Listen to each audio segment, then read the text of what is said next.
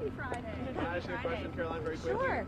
We're now hearing from constituents in some traditionally red districts right now complaining about what they say is the chainsaw approach and saying that it's been done very sloppily, the cuts to jobs and spending. How do you respond to that criticism? I love how the media takes a few critics when the overwhelming response from the American people is support for what this administration is doing. If you look at the public polling, 70% of Americans, according to CBS, believe that President Trump is delivering on the promises he made.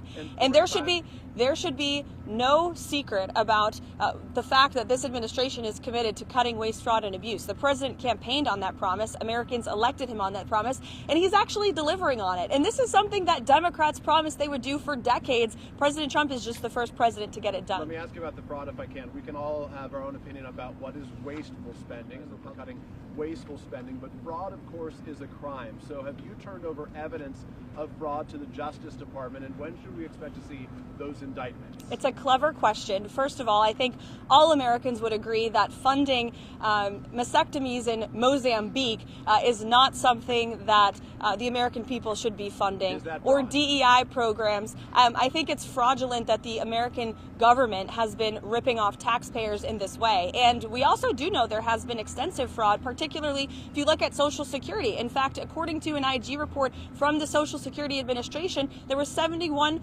billion worth of fraud in one single fiscal year that we know about. And so that is a lot of fraud, Peter, that the government has admitted to. So this administration is committed to finding even more of that fraud, waste, and abuse. To be clear, that $71 billion was from 2015 to 2022, so it wasn't in just 1 year, and it was $71 billion. But it wasn't in 1 year, just to be clear. In one report. And it was in one report over multiple years, from 2015 to 2022. So are you defending $71 billion in fraud, Peter? That's a lot of money, far too much, and that's why this administration... Why is the media so against cutting waste, fraud, and abuse from the government? I don't get it. I just want to ask you a question. We won't be deterred. We will not be deterred from people like you and the press who are clearly adamantly opposed to cutting waste, fraud, and abuse. But we know that American taxpayers at home who have been struggling with an inflationary crisis don't want their tax dollars going towards crazy DEI programs in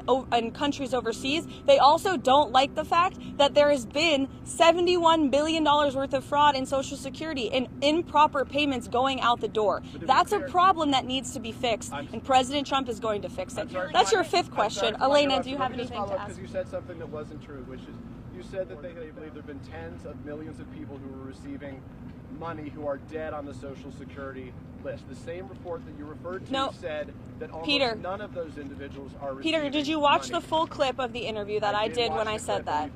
And I said there are a lot of unanswered questions, and we suspect there could be tens of millions of people. What I said is not true. In fact, it was true. That's a suspicion that this administration has, and we're committed to finding out the truth. Thank you, everybody. Happy Friday.